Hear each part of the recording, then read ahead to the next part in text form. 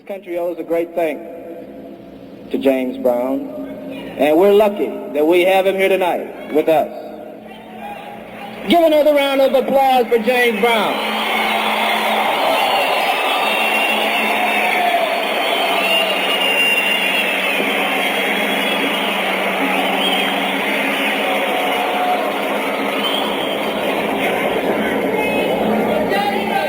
This is my second time meeting Mr. Brown, and he's bigger tonight than he was when I met him the first time. I want to say this too. We're also fortunate tonight to have a mayor who cares about the city. A mayor who has come here and is going to be here with us tonight to show his concern. Something that James Brown didn't tell you is that he is making a $2,500 contribution to the Martin Luther King Trust Fund.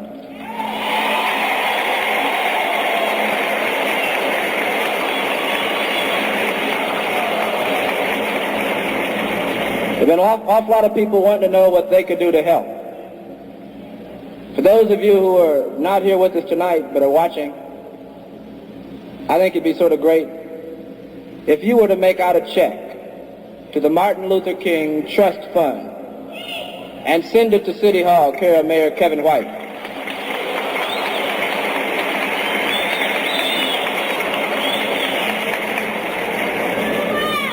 I'd like to bring now to the microphone the man who is making the program tonight possible. The man whose foresight and leadership has given the city of Boston and the whole metropolitan Boston area a new lease on life. He's a man who's young. He's a man who cares, and he's going to make this a great city. The Honorable Mayor. Wait a minute. First, I'd like to say I had to meet him, and I sat down with him, and he said, look, man, he can come down with me. He said, I'm all together. So I'm a swinging cat. Okay? No, Kevin, right, give him a good round of applause. He's a swinging cat.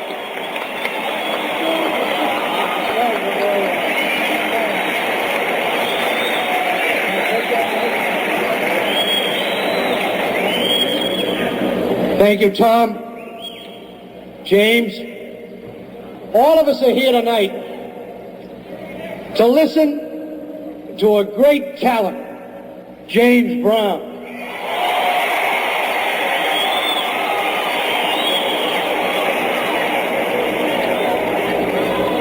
But we're also here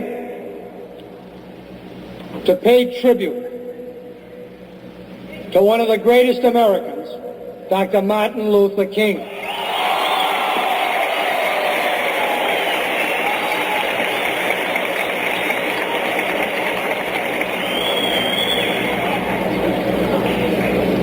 "24 hours ago, Dr. King died for all of us, black and white.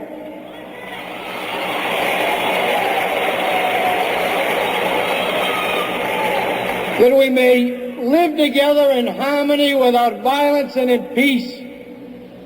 Now, I'm here tonight, like all of you, to listen to James, but I'm also here to ask for your help.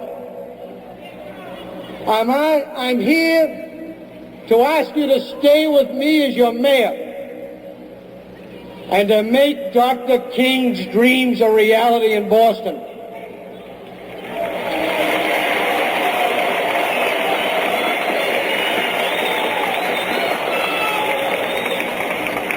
This is our city, and its future is in our hands. Tonight, and tomorrow, and the days that follow. Martin Luther King loved this city, and it's up to our generation to prove his faith in us.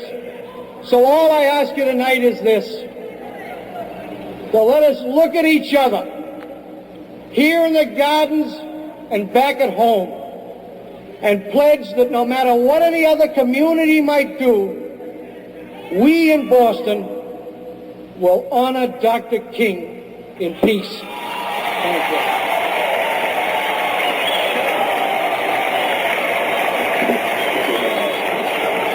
Let's give him another big round of applause, ladies and gentlemen.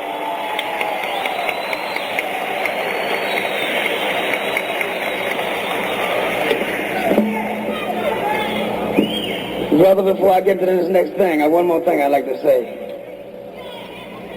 He's a young man. You dig? He's a young man, so he's thinking together. Give him all the support. The man is together. Give him another big round of applause.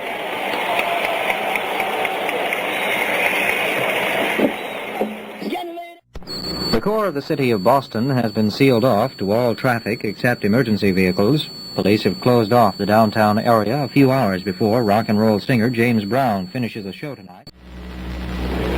Ladies and gentlemen, the Reverend Dr. Martin Luther King.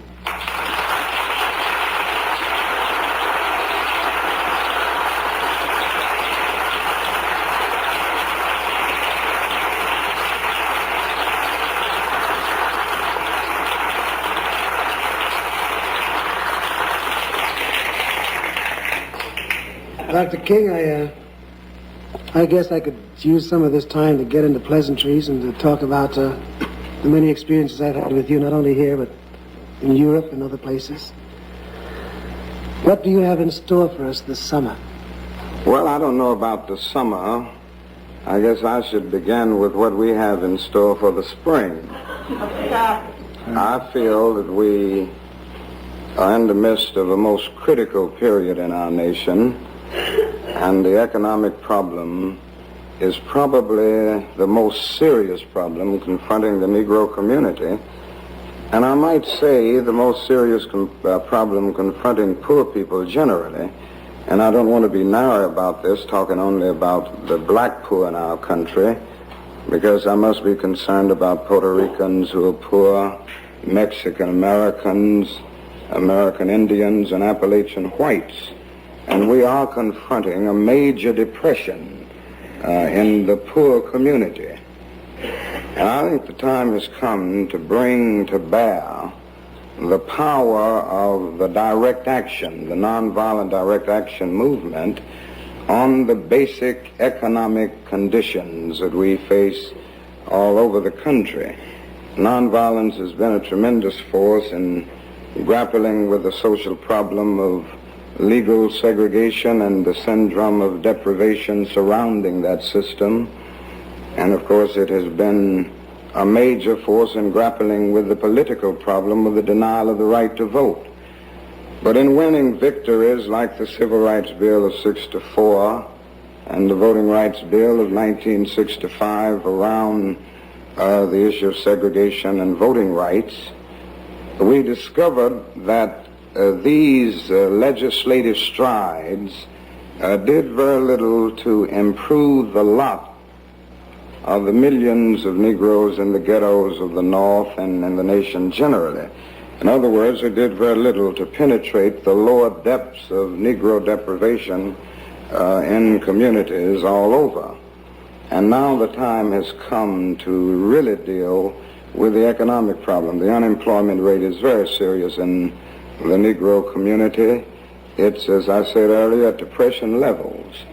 And we feel that we will have to go to the seat of government, to the Congress of our nation, to dramatize, to expose, and to call attention to this major economic problem that is destroying the personhood and the lives of so many people. Dr. King, then someone is lying to the American people, because we have been told time and time again by the President of the United States that it is quite possible to do all the things that he feels that we must do with the war in Vietnam and to maintain a disposition towards our economic resources to fulfill the needs of the people in this nation. I'm afraid that between what the President of the United States says and between the kind of picture that you paint, the public is being misled by one or the other. What has been your experiences as far as the President's attitude towards the war in Vietnam and being able to sustain that and to also feed and to do what must be done domestically? Well, Harry, I think that is a major myth in the guns and butter philosophy. The fact is, when the guns of war become a national obsession, social programs inevitably suffer. Now, it may be true that from a technical, monetary point of view, we have a national gross product large enough, and it is about $800 billion, large enough to pursue a war in Vietnam and to deal with the domestic problems that we confront in our cities and all over the nation. But I would rather follow the Bible at this point. Where your heart is, there your treasure will go. And the fact is, the heart of the administration is in this war in Vietnam. We spend approximately $500,000 to kill each Viet Cong soldier, while we spend only about $53 a year for every person categorized as poverty-stricken in the so-called war on poverty, which ends up as not even a good skirmish against poverty. And I still contend that when the guns are putting $35 billion in a war 8,000 miles away from home, which in my estimation is an unjust, ill-considered, senseless, cruel war, then you don't get butter. In fact, you don't even get good oleo.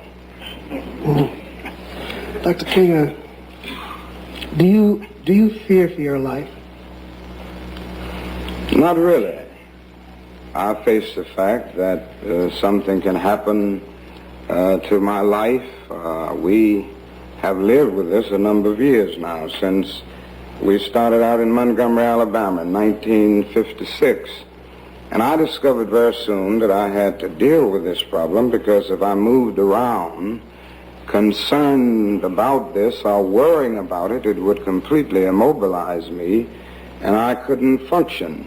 And so I've come to the point that I take this whole matter very philosophically, and I believe in my soul that unmerited suffering is redemptive, and if something happened to me, maybe something else would come from it. The other thing is that now, with what is ahead and what I have to do, I'm more concerned about the quality of my life than the quantity. In other words, I'm more concerned about doing a good job, doing something for humanity and what I consider the will of God, than about longevity. Ultimately, it isn't so important how long you live. The important thing is how well you live.